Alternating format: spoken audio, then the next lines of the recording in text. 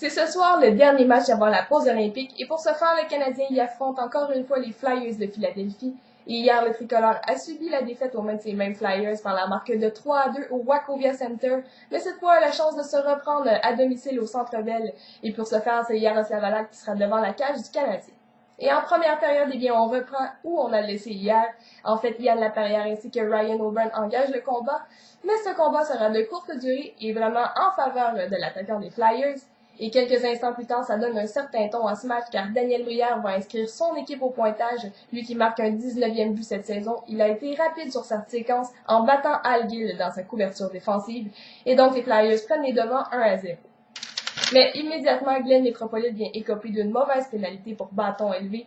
Et donc, sur le jeu de puissance, eh bien, Brad Richard voit cette rondelle atterrir sur son bâton et n'a qu'à pousser ce disque derrière Halak qui est déjà agenouillé. Et ainsi, il double l'avance des Flyers par la marque de 2-0.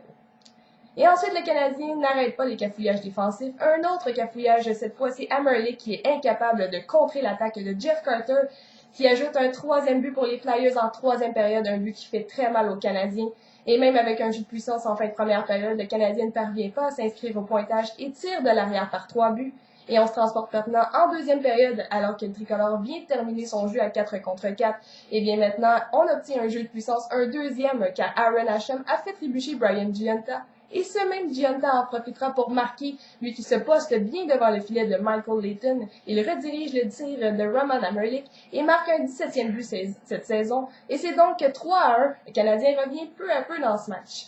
Et une autre pénalité sera appelée aux Flyers de Philadelphie.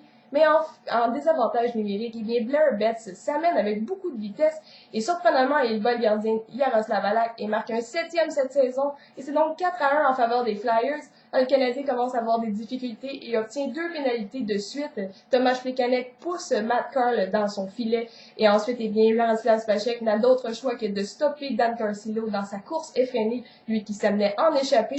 Et donc, à la toute fin de cette période, alors que les Flyers sont toujours en avantage numérique, eh bien, Daniel Brière vient inscrire un deuxième but ce soir, alors qu'Halak n'était vraiment pas prêt pour faire cet arrêt. Lui qui n'était pas collé sur son poteau gauche, eh bien, il y a suffisamment d'espace pour Brière qui s'inscrit une deuxième fois ce soir au pointage.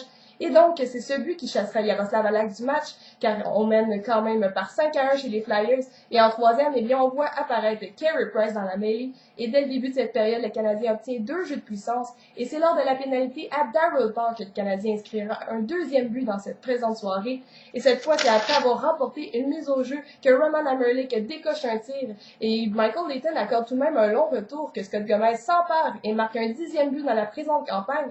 Et c'est tout de même 5-2 en faveur des Flyers.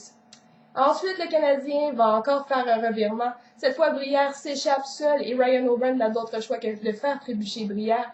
Et donc, Daniel Brière obtient l'occasion de compléter son tour du chapeau. Lui qui s'avance vers Price, il soulève la rondelle et la place dans le haut du filet. Et ainsi marque un 6e but pour les Flyers, complète son tour du chapeau. C'est un 21e cette saison pour Brière. Et donc, ensuite, le Canadien obtiendra un jeu de puissance, mais vraiment, les jambes sont coupées chez le tricolore. Et le tempo ralentit peu à peu dans ce match. Il y a de nombreux arrêts de jeu. Et ainsi, le tricolore subit la défaite par la marque de 6-2 aux mains des Flyers pour un deuxième soir consécutif. Et donc, profitera d'une pause bien méritée. Et d'ailleurs, le prochain rendez-vous du Canadien, c'est face aux Bruins de Boston le 2 mars. Et donc, je vous laisse sur une question de circonstance. J'aimerais savoir si vous croyez aux chances du Canada en hockey de remporter l'or cette année aux Jeux olympiques. Donc, bon jeu et on se revoit le 2 mars.